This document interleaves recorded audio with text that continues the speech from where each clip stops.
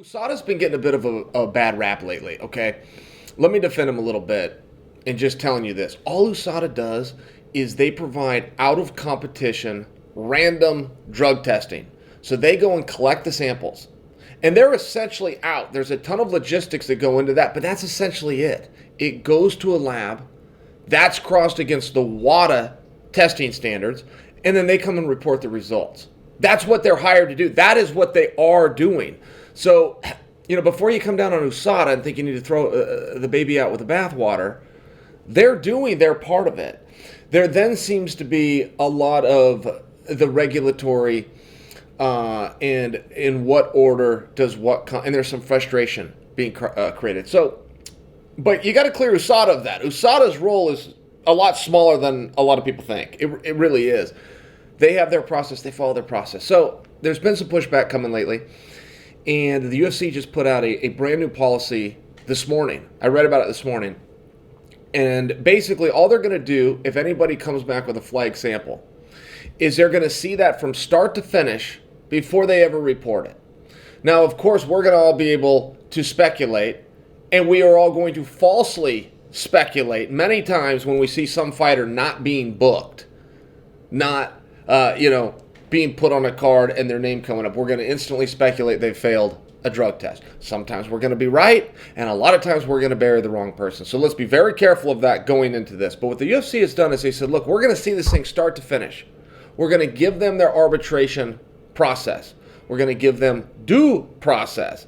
If it's a tainted supplement, we're going to do all of the scientific testing. We're going to go and do absolutely everything, come to a resolution, and then present that to the public. The reason they're doing that, and this is just such a great idea. It's such a simple solution, like anything in life. Any product you see, any invention you see, it's always something pretty simple, but somebody thought of it. It's such a good idea because the backlash that a lot of these guys were getting, whether you saw it with Little Nog, whether you saw it with Anderson, whether you saw it, Josh Barnett, Dos Santos comes to mind, they were innocent. And when they were innocent, they'd already lost time. They'd already had headlines put out there, on the internet that will never go away. They lost sponsorship. They lost face. They were embarrassed.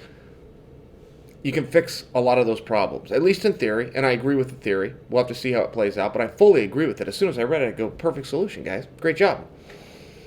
They're going to see the whole thing through and then let you know. And just to put that in perspective for you, the way it works now is if you get flagged, they put out a blanket boilerplate statement, just insert the name at the top.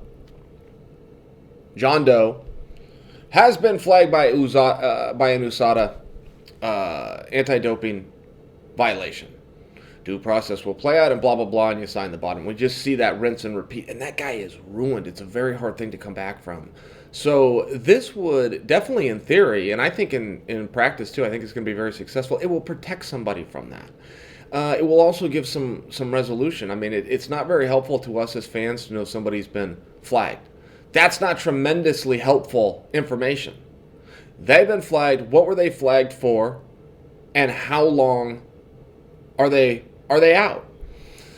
You can bring all of that full circle. I think it's going to be a good policy, and I think it's a very responsible policy. It's not something to cover the company or protect the company. It's there exclusively to protect the athlete, and we have seen of late, we've seen some mix-up happen, and I think it's really appropriate.